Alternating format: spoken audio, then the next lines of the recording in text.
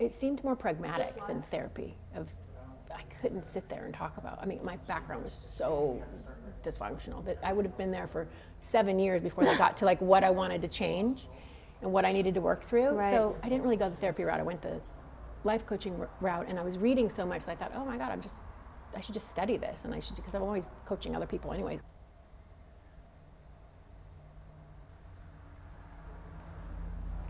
Hey everyone, I'm Michelle Gillette, host of the Spotlight series on Focus TV, and today we have joining us Jen Bricker. She is an international aerialist. She's a best-selling author and a speaker. I'm going to do that over. Stand by. You're doing over? You're doing over? Yeah. All right, stand by then. I'm going to restart recording. You sure? Yeah. Okay, stand by. All right, go ahead.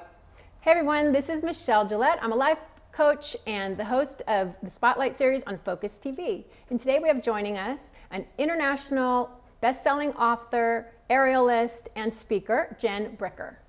Hi. Hi, how are you? Wonderful. Thanks so much for joining us today. Yeah, thanks for having me. So you have such a motivational story. I met you through a mutual friend, Tara Strong, a couple years ago, and was so moved by your story and what you're doing in the world and how empowering you are to so many people. So I would love to share your story with other people and what you're doing today. Yeah, definitely, thank you. So tell me a little bit about your background.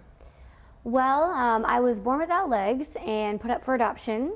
I was adopted at 3 months old, officially at 1.5 years old, and I grew up kind of in the middle of nowhere, like in a cornfield in southern Illinois with 3 older brothers and the family that was supposed to have me, you know, the exact family that I was supposed to be with. And the irony about that is that there were actually 299 couples on a waiting list to adopt me when I was up for adoption. So that, my life could have went in so many different ways. I could have been 299 different future Jen Brickers. Wow. And even though I ended up in the middle of nowhere, that's exactly where I was supposed to be. Exactly with the family I was supposed to be with, exactly the community I was supposed to be with, exactly the school, coaches, peers, so on. And they just raised me, I mean, so normal, right? I'm just like my older brothers. I was climbing trees, I was playing in the dirt, I did softball, basketball, volleyball, even power tumbling, all against able-bodied athletes, no prosthetics, no wheelchair, nothing like that. But I didn't understand at the time when I was younger that that was such a big deal. I was on all these TV shows, I was on all these newspaper articles, international, national, all these things. And I was just like, what? I'm just doing what I love. I really don't understand why you're telling me I'm an inspiration. You know, I just didn't get it at the time.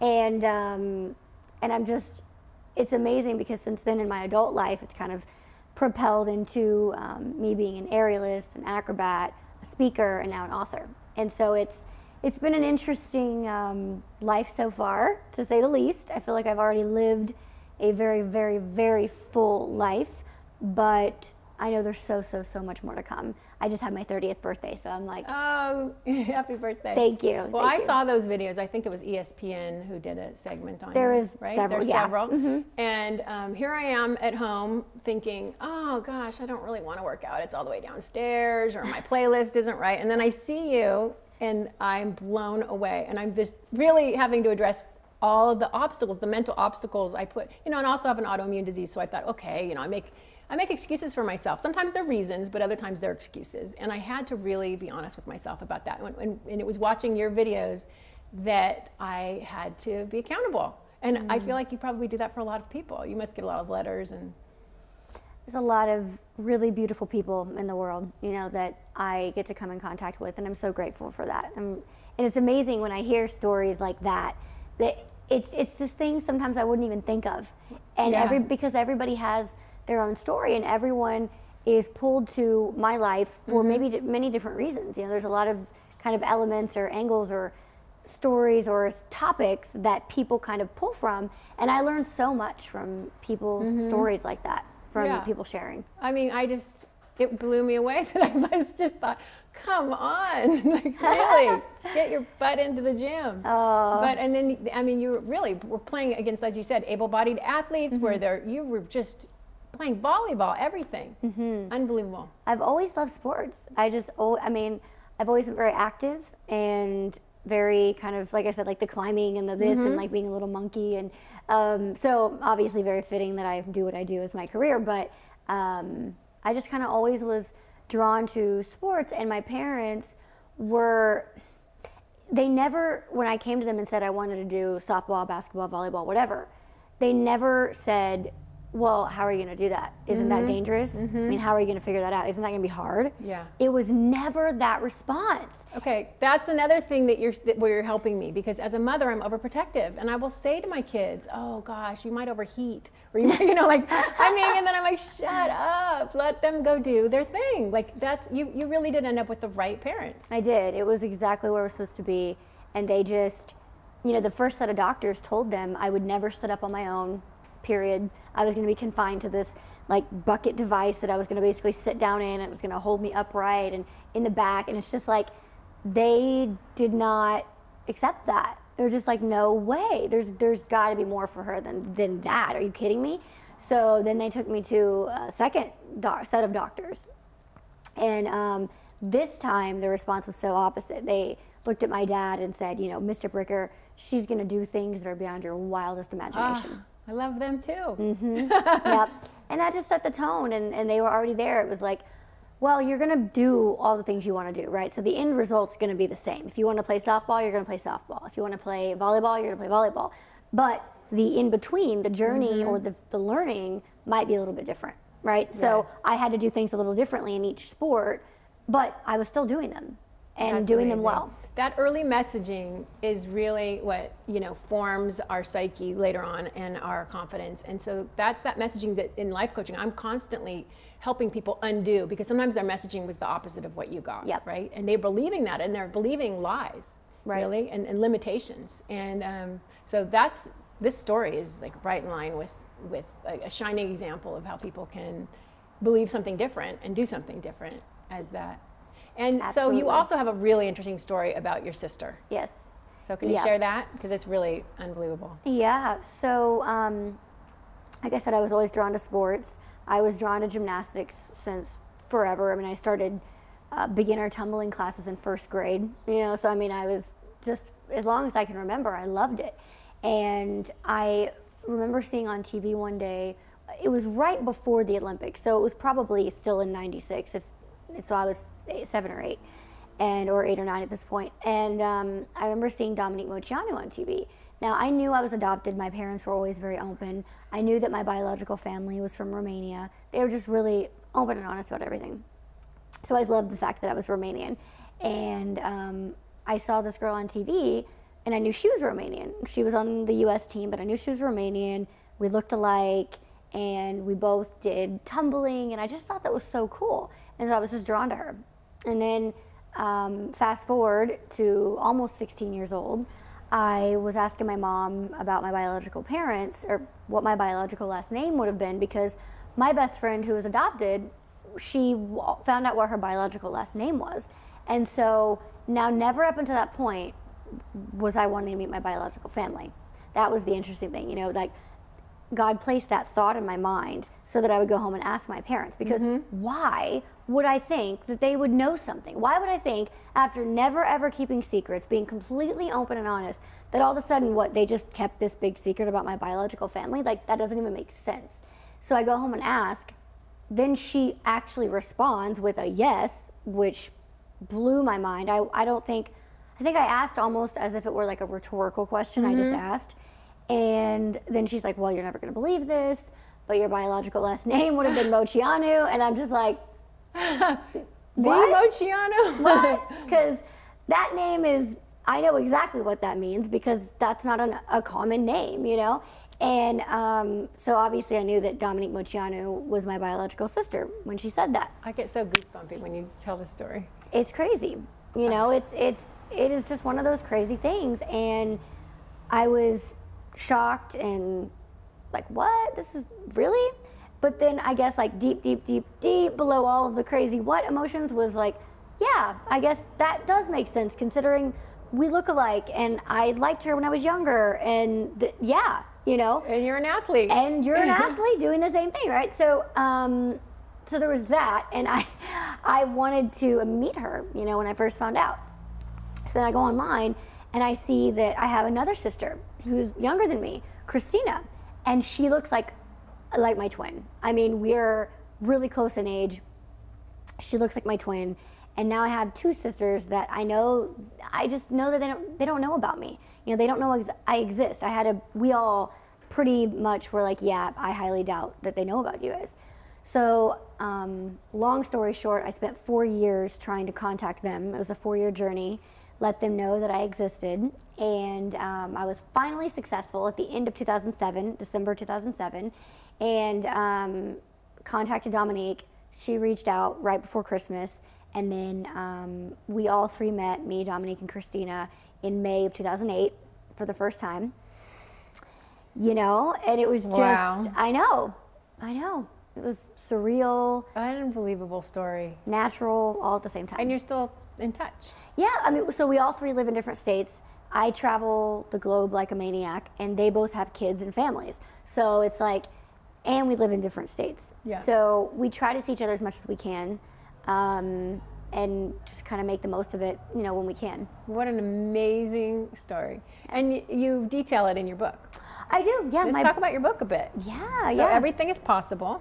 Yes. And that just happened. You got on. Yes, so it's a New York Times bestseller. Yay. Which is amazing. That's amazing. But I think for me, what is even more impressive or exciting for me is that it's in 9 languages. We're already, in less than a year actually, in 9 languages. And That's incredible. seeing people from all over the world hold my book in their hands in a language I don't even speak is just one of the most incredible things. It's you know, and I've been to 17 countries so far, totally counting. I leave for New Zealand on Sunday, and As a speaker and an aerialist, you're traveling. Yes. So sometimes I just speak, sometimes I just do an aerial performance, or sometimes I do all of it and then the book signings as well. So it's just incredible to go to all these places, and it was so important to me that my book was in as many languages as possible because I go to so many different countries. Yes. And I have fans and followers from so many different parts of the world. So I wanted it to be, that was before this was ever a thing. I was like, I told my publishing company, and I was like, this just has to be in as many languages. And it's incredible to see that happening. It's such a testament to how inspirational this story is, and how moving the story is, and what you've done with your life. It's really something that, you know, touches the heart and can really motivate somebody for sure. I mean, I know that firsthand, but wow. Thank you. And tell me a little bit about your aerial performances. I've seen some videos; they're gorgeous. Thank you. I can't believe I've been performing now for almost 10 years, coming up on 10 years. It's crazy. So I started out doing more acrobatic and a little less aerial. So I had a partner, and we did this just crazy, technically highly skilled, advanced trampoline act. Now, when I say trampoline, I don't mean your backyard trampoline. These are like 12 by 14 trampolines that it's all about the technique, because the bed, which is what you bounce on, you go so high. So if you are off 1 degree, you're gonna fly right off this trampoline. And so doing a duo is even more complicated because it's all about the timing. So Nate, my old partner, he and I performed on tour with Britney Spears. So we toured all over with her for her circus tour in 2009.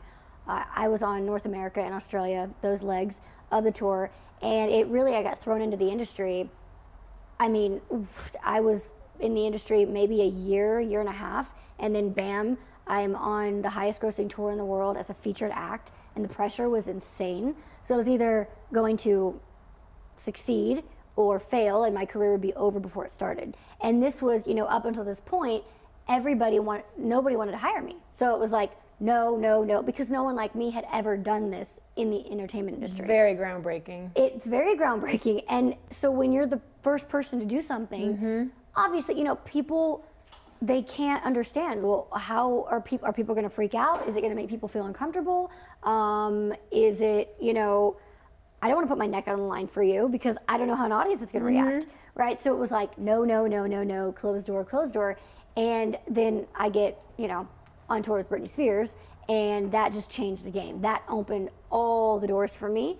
as far as making it okay to be a performer, you know. And after that, it's like, I mean, some of the performances we had 20,000 people in the arena. Wow. Going crazy. So it shot my confidence as a performer through the roof. I mean, there was never, I said after that, if I can do this, I did 40 shows with her. If I can do that, there will never be anything as intimidating as that. The pressure was unreal. What is your destiny if you had to surmise it? My destiny? Well, I think, you know, God put me here and with no legs on purpose. That for sure I know. It's not even, that's not a question. You know, I've seen that. I know that to be true. And he uses me through such interesting and unique ways. Being an aerialist, being an acrobat, being a speaker, being an author, being on TV, you know, my love for fitness and nutrition. I love working out. I also love traveling and just so happen to get to do that. But I've learned through people's feedback that all of those ways are inspiring for people. Yes. Well, I'm surprised half the time by things that I do in my normal life. I'm like, that inspires you? Yeah. That's amazing. Really? I mean, Things that's that amazing. something just normal for you, you know, is really what somebody else is looking for. Exactly. You know, sharing, when you can share your gift like that, it's Exactly. And it's a privilege. the right people are going to hear it. Yeah. Exactly. Yep. So Wonderful. I feel privileged, you know, and I'm just excited to see kind of what's next in my professional life, in my personal life, you know. Definitely want to get married and have babies and do all of that one day. I And could see you being a beauty ambassador also in this, you know, because you really, funny enough, that is exactly on the nose of where I kind of want to go in the next part of my career. I'm like, I didn't even tell you that. no, you didn't tell me I that. didn't tell you that. I'm a little intuitive. You clearly, that's kind of that's the next, not just what I want to do, but that I have felt called to do for I can years. see that. I think it needs to be done. It needs to be done. It's time. You're right. I mean, I've known since I started, so almost 10 years. I knew going into the industry that would eventually be something like the next CoverGirl, or with doing a whole campaign with Under Armour or L'Oreal, something like that. Because again, much like no one had done what I did as an Yes. aerialist and acrobat, Yes. no one has done these things that I just mentioned like myself either. And we haven't really been ready as a society, as an industry, but we are now. That's right. And I have so many goosebumps right now that I'm going to tell you it is absolutely going to happen. I know it. I know it. I Thank trust you. the same gut that you trust. Yes. You know, Yep. and that doesn't lead us astray. It doesn't. It doesn't. I'm ready for it, you know. It's the right kind of, it's never a self, for me, what I do is never self-seeking. I can say that and sleep with a clear conscience Yep. at night, because if it was just me and motivated by me, I would burn out very fast and it would be very unmotivating. But for me, knowing, partnering up with these companies or being on the cover of Vanity Fair and Vogue and doing groundbreaking things, that inspires millions of people. Millions. Not just females either. You know, I have a large male following as well, and it's through all of these mediums, it's everyone. It's Right. not just women, it's men, it's also tweens, it's also baby boomers, it's also Right. athletes, it's also Absolutely. the adoption crowd, you know? Women over 50 who need And- to work out. Exactly. Yeah. Yeah. Everyone, you know, I don't ever limit to just one target audience, and because it's just who I am. I Right. love. You're being you and you're being authentic, Yes. and you know, that's what speaks to people is the truth. Yeah. Yes. Well, I'm so thrilled that you're here. I can't believe I didn't cry, because I really, every time I see this story, I'm just so moved by it. It touches me so much. But thank you so much for being here, and I want everyone to go out and read this book and follow you on Instagram. So let's talk about a Yes. couple of your handles so people know where to hear more and see more from you. Yes, I love Instagram. So that's Yeah. like my preferred, that and Snapchat, all those crazy filters. Yeah. It's just at Jen Bricker, same name on the book. At Jen Bricker on Instagram, Snapchat, Facebook. Follow me there, jenbricker.com. You can buy the book anywhere, Amazon or bookstores, things like that. So, Yay. yeah, so follow me. All right. Thank you so much for being here. What a Thank pleasure. you. Thank you. Yay.